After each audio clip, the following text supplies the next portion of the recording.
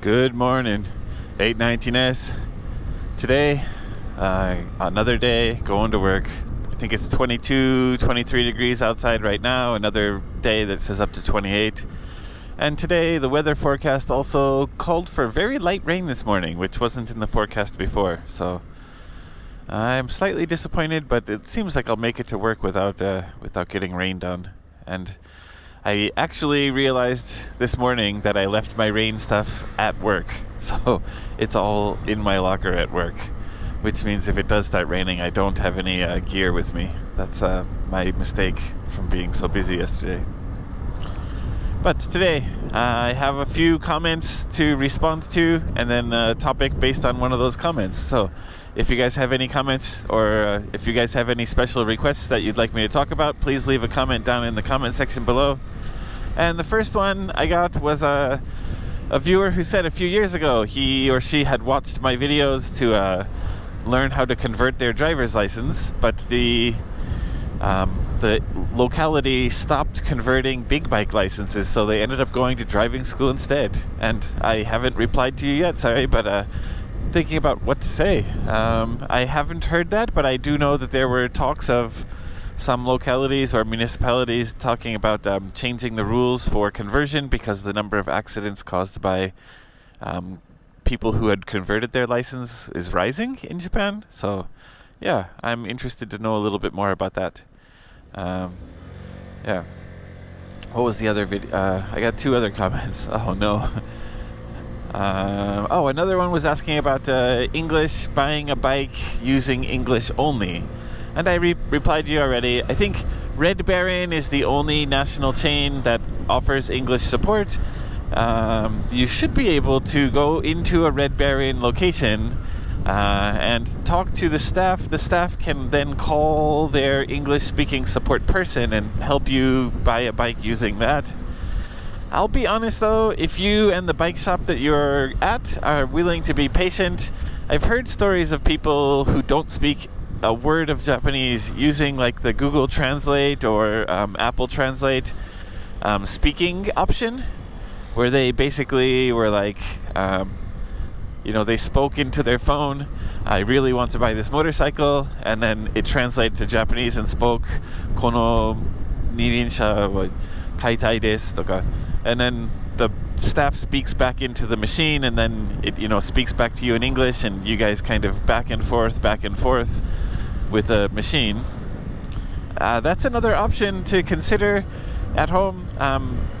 Try the system on your smartphone just to see how it works if you've never used it before. Try asking it some questions and see if it understands your English well.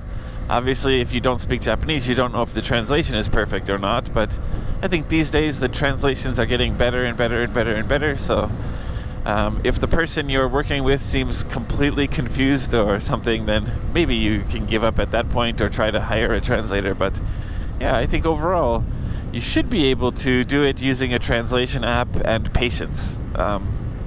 Yeah, I'm still gonna do a little bit of research to see if there's a place near where you are that can speak English, but yeah, so far I think the place you're going is kind of rural, so maybe the options are extremely limited in that area. But yeah, I'll look into it. And then Royce, thank you so much.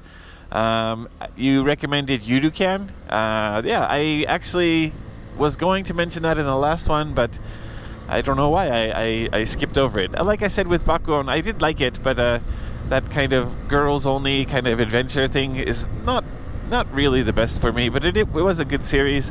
I watched the first 2 or 3 episodes, and then I got busy, so I ended up stopping at that point. But Yurukan or Laid Back Camp is also an interesting one, and like you said, they have a episode in Taiwan, which is even more interesting. I don't think I saw that one. You also said talk about NHK, so that was your request. NHK is a frustrating thing when foreigners first come to Japan. So a little bit of background. I don't actually hate the NHK company itself.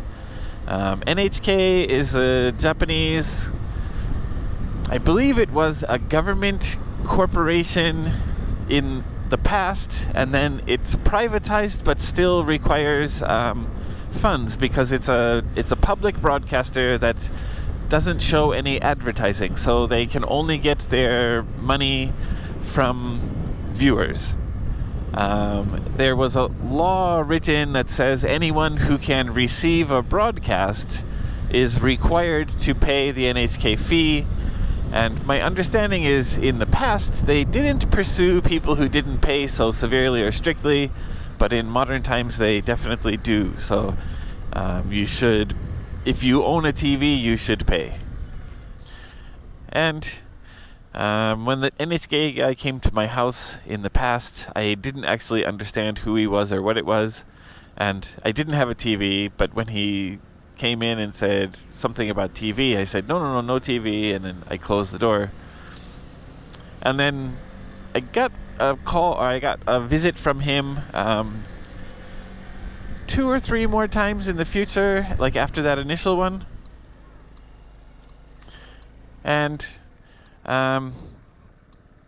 yeah, nothing really came of it, and I didn't have a TV at that time. The next apartment I moved into had a TV, but it was also provided by the apartment. So my understanding was that the apartment paid the NHK fee for me. NHK guy never came to my house or visited, so I didn't have to worry about it. Next house I lived in, the person who I was living with someone, and the person who lived there paid the NHK fee, so I didn't have to worry about that. Then when I moved into the next apartment, I did not pay it, and I did have a TV for a short time, and this is where my mind changed about what NHK is. That place, I guess I was bad because I just didn't want to pay the fee. I actually never watched NHK, or at that time I never did, because in the previous experiences owning TVs or having a place with the TV, I watched some NHK content, but I typically never watched it. I watched variety shows and stuff like that, TV drama series, but never the NHK dramas. So I felt like it's a little unfair to have to pay for something that I'm not using, and then at the same time I know it's a legal requirement. So I told him I didn't have a TV, and then one day he put his foot in the door and kind of wouldn't let me close the door. And I was like, I don't think you should be doing that right now. I kind of kicked his foot out of the way and then slammed the door closed, and that was that. He didn't come back for a few more months after that. I was really upset because it's kind of like a gangster style tactic, right? You don't allow someone to close their door. He didn't actually push in or push towards the inside of my house, but he definitely didn't want me to close the door. Yeah, and a little bit after that, one of the NHK guys told my wife that, well, if you have a smartphone, you have to pay NHK. And this is one that I guess I haven't found a perfect answer about it yet, but my understanding when it comes to computers is that if you have a computer, you don't have to pay NHK, but if you have a computer with a tuner card in it, so you're capable of receiving television broadcasts on your computer, then you do have to pay the NHK fee. If your computer does not have a TV tuner card in it, you don't have to pay. And I consider smartphones to be computers. There is something called 1seg for smartphones. 1seg is a way of receiving a TV broadcast signal. My iPhone does not have a 1seg system, and I've never purchased one. But he told my wife, yeah, if you have a smartphone, you have to pay. So your family has smartphones, so therefore you guys have to pay. And at the time when we did the research, it looked like he was wrong, and again, we felt like we were lied to. They do use some arguably underhanded tactics to try to force people into paying. I also understand, and again, this could be wrong, but this is my understanding, is that once you sign up for NHK, you're kind of in the contract forever. So if you ever get rid of your TV or something in the future, you're still kind of indebted because you have a contract with them to pay for it. That could be wrong, but I don't think so. So if you sign a contract, you're basically in it for the rest of your time in Japan. As far as the fees, it's not that expensive. It's like 12,000 yen per year, maybe 22,000 yen per year for a satellite system. But that's like 1,000 yen or about $10 a month, right? And if you're not using the service, it's a little expensive in my opinion. But if you do watch it, then I guess it's fair and reasonable. And to put it into a little bit of perspective, Netflix is 890 yen a month, which works out to like 10,000 yen a year, and NHK is 12,000 yen a year. So you're paying a little bit more for NHK than you would be for the basic plan of Netflix. And again, that's one reason why I don't have it. And all that said, with their underhanded tactics, or arguably underhanded tactics, and stuff like that, they do produce extremely high quality content. It's well produced. There are no ads and no commercials, so you can enjoy programs without interruption. They make educational content, historical content, cultural content. I believe they do make some entertainment type content too, like dramas and things like that.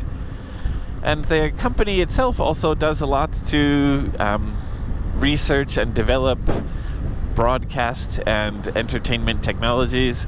I believe that NHK had something to do with 4K and 8K standards and 4K and 8K broadcasting. NHK also created a system, I don't remember exactly what it's called, but 3D spatial audio, something like that. It's basically a 22.2 channel system that, you know, when you have a home theater, you have like a 2.1, 3.1, 5.1, 7.1, which basically means 3 speakers, 5 speakers, 7 speakers, 9 speakers, and 1 subwoofer.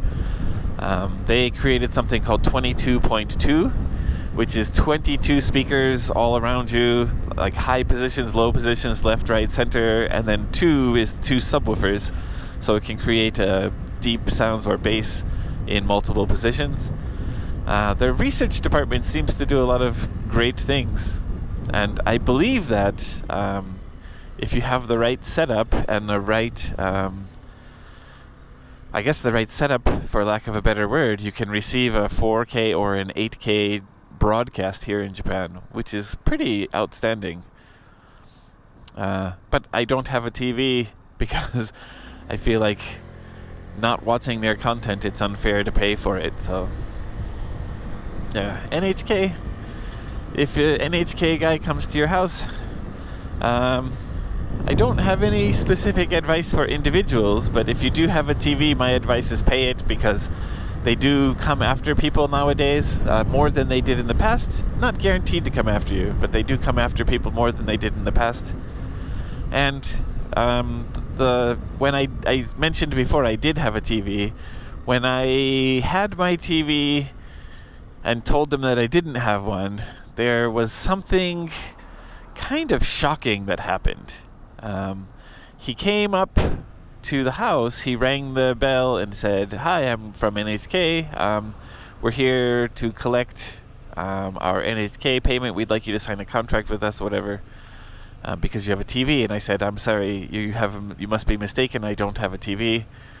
And then he's like, "Oh, you don't have a, I don't remember the model number now, but you don't have a Toshiba X2497362. I'm like, I think you might have me confused with another house. But, thanks for coming by. I really wish I had a TV, whatever. Have a nice day." And then as soon as he closed the door, I went over and looked, and he knew exactly what TV was in my house. I don't know how the little machine that he had in his hand knew specifically and precisely what TV I had, but he definitely knew that I had a TV and knew exactly what it was. I did a tiny bit of research, but maybe some of the new TVs can phone home, so if you plug them into the internet, a lot of TVs have an Ethernet port on the back nowadays. Maybe they can phone home and give an approximate or maybe even precise location of where your house is. Mine at the time, it wasn't connected to the internet, but I remember when I had set it up, I did plug it in just to see what it had done, so maybe it was my mistake for doing that. But regardless, he knew precisely what I had. the very next day, I took it to Hard Off and sold the TV, and haven't had a TV since then because I don't want to be legally responsible for paying back fees and penalties.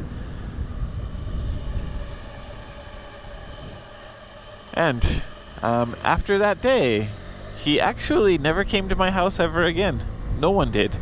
So I also feel like, and this is a speculation, but I feel like they knew exactly what my TV was, and when I sold it, they knew that I didn't have it anymore, which really made me feel uncomfortable and uneasy. So the reason I say not having a TV is NHK's fault is that if I'm going to pay for entertainment, I'd rather pay 890 yen a month to Netflix than to pay 1,000 yen a month to NHK, which I don't watch.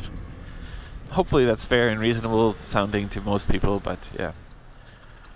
Yeah, if you've had any interesting run-ins with the NHK guy, definitely leave a comment in the comment section and let me know. If you have any other recommendations for entertainment, whether it be anime, TV shows, movies, stuff like that, definitely let me know in the comments too. And yeah, get out there and ride safe. I'll see you guys in the next one.